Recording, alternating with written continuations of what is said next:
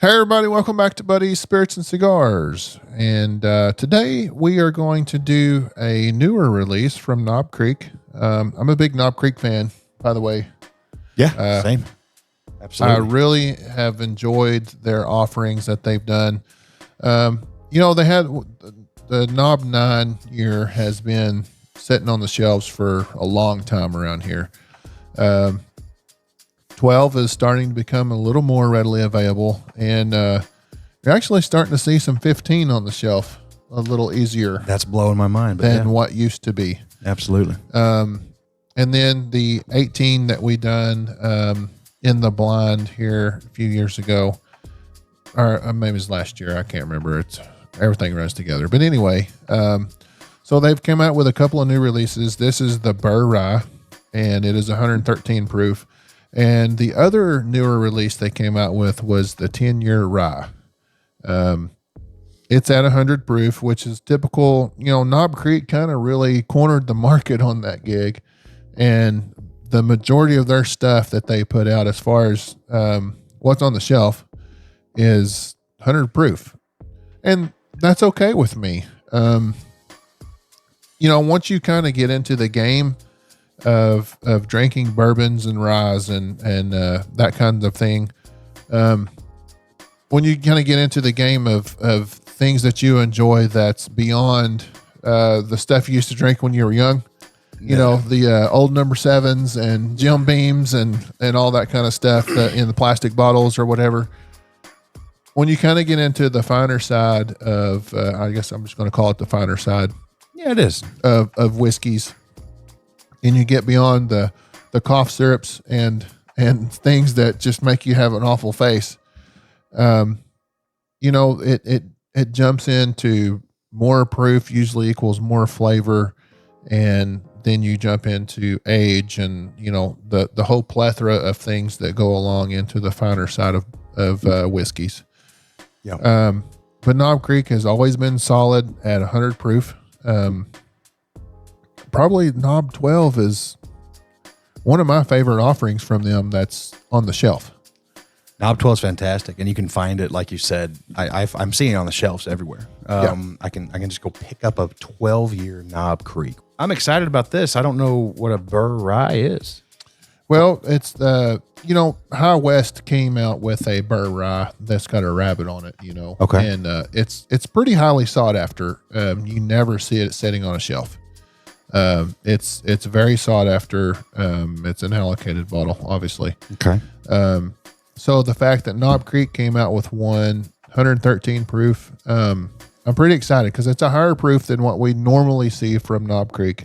So this is 113. 113. That excites me. That's great. Great. Yeah, definitely. So, Knob Creek has always been a pretty solid staple in the bourbon world. And they've got their bourbons, and then they do some of the sweeter stuff and just kind of try to cater to all sides of the spectrum. When they did the maple, it's way too sweet for me, but you get what I'm saying. So they've tried to compete in the market with not only time in a barrel, but also tried to go to the sweet side of the market as well. Yeah.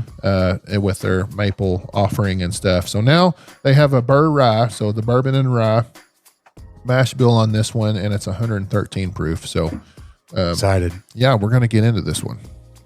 So while you're doing that, explain to me a Burr Rye, because a bourbon has a very specific definition by law, right? And a rye is obviously a rye whiskey. Where's a Burr Rye? Does that make it a blend? Is it a high rye bourbon, or what is it? So this particular offering here is blended straight. So it's a blended straight bourbon and rye. Okay. 30% of it is straight bourbon whiskey that's aged 9 years. Which is their typical Knob 9 that's sitting on a shelf. Yep. And then their 70% Kentucky straight rye whiskey that's 7 years aged. So it's a blend of a bourbon and a rye. That's correct. That sounds phenomenal. Hence the name Burr Rye. Okay. Got it, buddy. Their rye that's on the shelf is a 7-year gig.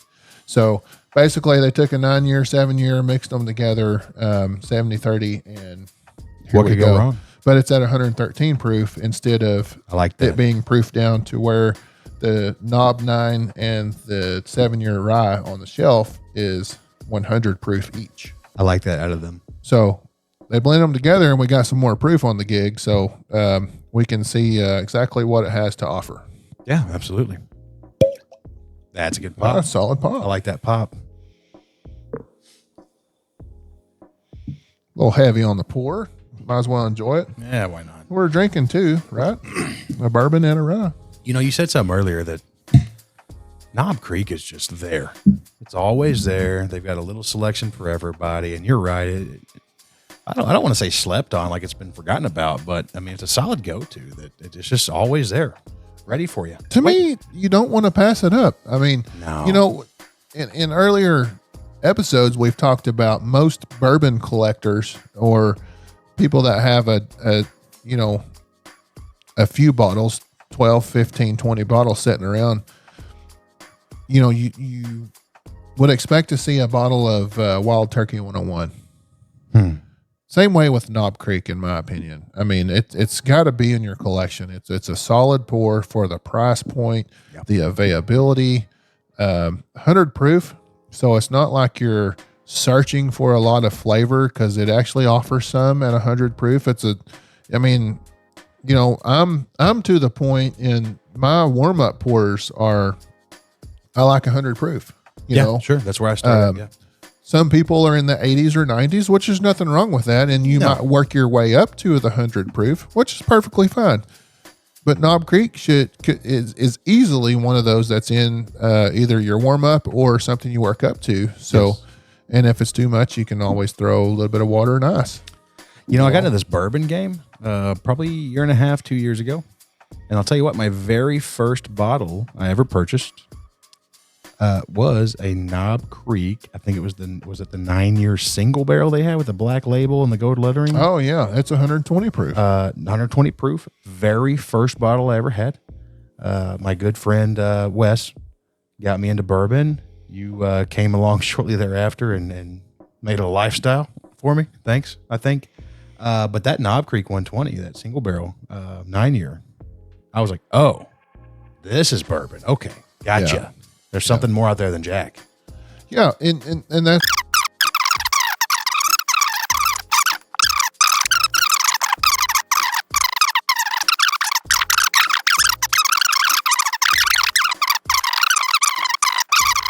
but anyway, this Knob Creek. You know, at some point we got to Burr talk about Knob Creek. And let me start with this about Knob Creek Burr Rye.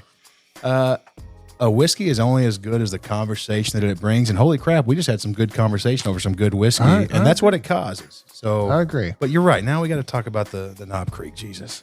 You know, solid nose off of it, but it's more on the ethanol side versus complexity to me.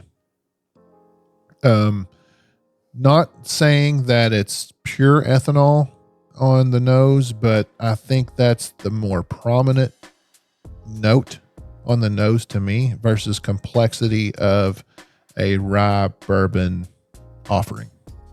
Yeah, hot on the nose is how I would describe. That's how I wanted to describe it. Is hot on the nose, and that comes from the ethanol. It's not from the rye, I don't think. But it's so weird though. It is Almost get a cotton candy. Yeah, and on the sweet candy. I was gonna say sweet candy, not cotton candy, but I'm with you. It's like, okay, this is gonna sound stupid. It smells like a rye and a bourbon. It's just, and I've already tasted it. I jumped ahead. Swirl your glass around, Okay. and let that cling to the sides, and then smell of it. I really get a cotton candy note. Nothing that's like just, like you're sticking your nose in a cotton candy bag, but a subtle hint of cotton candy. I'm with you 100%. Like I said earlier, I was thinking candy. Cotton candy definitely dials that in for me. Maybe Skittles. It's just like this sweet, light sweet, not overly sweet. And I think that's, I don't know. It's a little hot on the nose, a little more ethanol than I would It's like. unique in its own right. How old is it? It's a 9 and a 7. 9 and a 7. So 8. Did they say that? I mean, technically it's got to be 7 because you got to list the youngest one. What's the percentage of the blend? Did it say? 70-30. It's more rye than it is bourbon. Okay. I'll tell you this much. I think it's a solid pour for $48. Really good. It's $48. No, it's not just solid. This is phenomenal because it gives you, okay, and tell me if I'm wrong here. And don't go down the path with me if it's not what you're feeling, Terp. Right down the middle of the palate, dead center palate, I feel like I'm drinking a bourbon. Sweet, subtle, the caramel forward, bourbon. Just type in bourbon notes. That's what you're going to get right down the middle of the palate. On the outsides of the palate, on that finish, it's rye. A little bit of that rye spice, a little bit of that rye heat, if you will, not in a bad way like the ethanol, but that rye heat on the finish and out the nose. I love this. It is the best of both worlds. I think Knob Creek nailed it. Yeah, I think they've done a good job, and I love that they gave us some proof on this one. Yeah. You know, I've denied being a proof whore. Maybe I am one. I don't know. Whatever. You are. But the thing is, it's common sense. The less water you put into something, the more concentration you're going to get of what that particular offering is. I'm with you. So I like flavor. If I want to drink water, I'll drink a bottle of water or water in the glass. The thing is I want to know, what are you offering me? And I don't want it diluted. And I want to know what you're offering. Yeah. It's purest form. Give it to me, you know? No, I'm with you. And so, but I do agree with you. You do get that nice rye spice hug at the backside of the palate that a typical rye, any typical rye that's out there with any proof on it is going to offer. It's the bourbon side of it is a lot more subtle than the rye side, but I think it's a great combination. It's worth $48. It's less than $50. It's worth that all day long, in my opinion, and I'll probably go get another bottle. Again, I think I said this the last episode we got together. I will be going to look for this bottle. Absolutely. If you don't have this on your shelf, this is something that it's so affordable, and I think you can find it. Is it hard to find? I mean, it was sitting on the shelf when I got it. Okay, so this is something you'll and get off the shelf. They probably had 3 or 4 more bottles of it. Go get it off the shelf. It's affordable. This is something you can come home and have a pour of and not worry about how much you're taking from the bottle and enjoy it. I'm telling you, if you like bourbon, if you like rye, best of both worlds, delicious. I think it's solid. What do you rate it? I don't want to give a hot take right now because I don't. When I give my score here in a second, what I want you to understand is I'm not saying that this is better than any BTAC bottle or any hard you're to rating get just bottle. this bottle. What I am saying is for what they have offered us at the price point, at the availability, and the taste, I've got to give it a. Can I go halfsies? Can I get half points? You do whatever you want. 4.5. 4.5. There you go. I'm going to say 4 1/4. Really good. I would like to taste. I would like to have it at a higher proof than what it is now. Of course. Let's go 120. But at the same time, the price point it has to offer and the mix of the bourbon and the rye, I think it's a solid pour. And if it's available, which at the time I bought this, there was more than one bottle there, so I haven't been back to look for another because I had one and we just did a fresh crack. So some air to this may make it even better. I don't know, but off of the fresh crack, the color's great. The noses is okay. It's not great, but it's okay. Yeah. But the palate, it's great, and the price point's great. So I'm going 4 1/4 all day long. And if I see another bottle, I'm in. And I'm glad you said that just really fast. I know 4.5 sounds crazy. How can you say the nose was not that great and be in the 4s whenever it's out of 5? It's because the taste was that good. The flavor and the palate was that good. It's solid. I agree. It brought it up because I'll be honest with you, if the flavor didn't show up or if that palate didn't show up, I'd have been around the 3 mark, 2 or 3 mark because the nose wasn't doing it. Right. Good Lord, the flavor's great. Like I said, if you like bourbon, if you like a good bourbon, you like a good rye, welcome to the show. The palate way outdoes the nose, for sure. Palate smokes. That's all we have time for on this episode. Thanks for joining us, and smash that like button, and we'll catch you on the next one.